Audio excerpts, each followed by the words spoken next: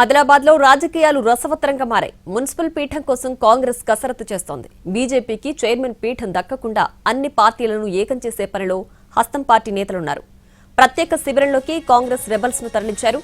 BRS party కౌన్సిలర్లతోనూ Congress సంప్రదింపులు చేస్తోంది. దీంతో బద్ధ శత్రువుల స్నేహగీతం పాట పాడుతున్నారు. అంతా అనుకున్నట్లు జరిగి అన్ని పార్టీలు ఏకమైతే హస్తగతం కానుంది ఆదిలాబాద్ మున్సిపల్ పీఠం.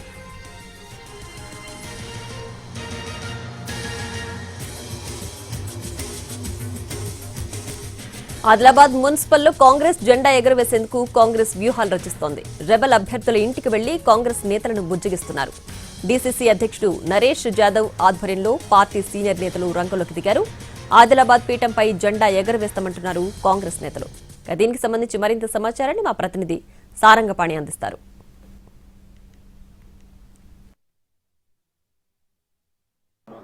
ఆదిలాబాద్ ఉమ్మడి జిల్లాలో 6 మున్సిపాలిటీలు హంగు ఏర్పడింది. కాంగ్రెస్ పార్టీ ఆ పీఠాలను దక్కించుకోవడం కోసం సన్నాహాలు చేస్తుంది. ఇప్పటికే ఇండిపెండెంట్ గా ఉన్న వాళ్ళ ఇళ్లలోకి వెళ్లి సంప్రదింపులు కొనసాగిస్తున్నారు. ఇతర పార్టీల మద్దతు సైతం తీసుకునేందుకు ప్రయత్నం కొనసాగిస్తున్నారు. ఆదిలాబాద్ విషయానికి వస్తే 21 స్థానాల్లో బీజేపీ సాధించగా కాంగ్రెస్ సంబంధించి 11 స్థానాలు సాధించింది. ఇక బీఆర్ఎస్ అదేవిధంగా ఇతర పార్టీల సంబంధించిన వాళ్ళు కూడా ఉన్నారు. కానీ బీజేపీకి ఈజీ అవుతుంది, కాంగ్రెస్ పార్టీకి మాత్రం కొంత కష్టతరంగా ఉంది. అయితే కాంగ్రెస్ పార్టీ జిల్లా అధ్యక్షుడు నరేష్ యాదవ్ ఉన్నారు. ఇండిపెండెంట్ గా గెలిచిన వాళ్ళ ఇళ్లలోకి వెళ్లి సంప్రదింపులు కొనసాగిస్తారు. సో చెప్పండి, ఎట్లా కాంగ్రెస్ పార్టీ ఈ పీఠాన్ని దక్కించుకోకపోతుందా, లేకపోతే ఇతర పార్టీల మద్దతు ఏమైనా ఉందా? అంటే వాస్తవానికి మాకు ఏదైతే మ్యాజిక్ ఏదైతే ఫిగర్ ఉందో అది మాకు లేదు కాబట్టి మేము ఇతర పార్టీతో సంప్రదింపులు జరిపి మద్దతుగా తీసుకుంటా ఉన్నాం. సరే, వాళ్ళు కూడా కొంత ముందుకు వచ్చారు. ఎందుకంటే అల్టిమేట్లీ ఆదిలాబాద్ పట్టణాన్ని అభివృద్ధి చేయడానికి వారు కూడా కొంత మద్దతు ఇవ్వడానికి ముందుకు వచ్చారు కాబట్టి వారి సహకారం తీసుకొని మరి అదేవిధంగా ఏదైతే ఇండిపెండెంట్ అభ్యర్థులు ఉన్నారో, వాస్తవానికి ఇండిపెండెంట్ అభ్యర్థులు మా కాంగ్రెస్ పార్టీ అభ్యర్థులే.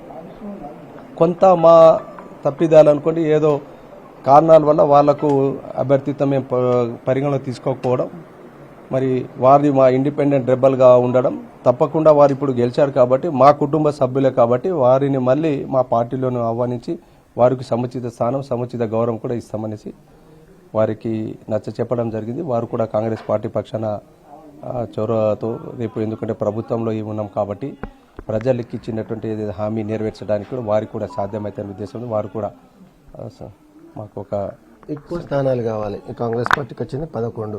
ఇండిపెండెంట్లు ఎంతమంది మద్దతు ఉంది? బీఆర్ఎస్ పార్టీ ఎంఐఎం మద్దతు కూడా ఇస్తున్నారా మీకు?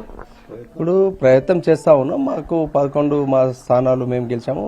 5 ఇండిపెండెంట్ మా కాంగ్రెస్ పార్టీ అభ్యర్థులే ఉన్నారు రెబల్గా, వారు మా పార్టీ సభ్యులే కాబట్టి వారు 5, మా 11, 16 అయిపోయినాయి. మళ్ళీ ఎంఐఎం 6 ఉన్నాయి. మళ్ళీ ఇంకా పార్టీల మద్దతు కూడా మేము కోరాం కాబట్టి తప్పకుండా ఆదిలాబాద్ చైర్మన్ కైవసం కాంగ్రెస్ పార్టీ మద్దతుదారుగా మేము ఇది చేసుకుంటాము. ఏమైనా పంపకాలు జరిగాయా సార్? అంటే ఈ ఎవరైతే రెబల్స్ గా బరిలో ఉన్నారో వాళ్ళు చైర్మన్ స్థానం పదవి కావాలని కోరుతున్నట్టుగా తెలుస్తుంది. మరి ఎట్లా ఇతర పార్టీ, ఇప్పుడు బీఆర్ఎస్ మీకు మద్దతు తెలపాలంటే వాళ్ళు వైస్ చైర్మన్ ఏదైనా అడిగే అవకాశం ఉందా? ఎంఐఎం ఎట్లా ఉంది?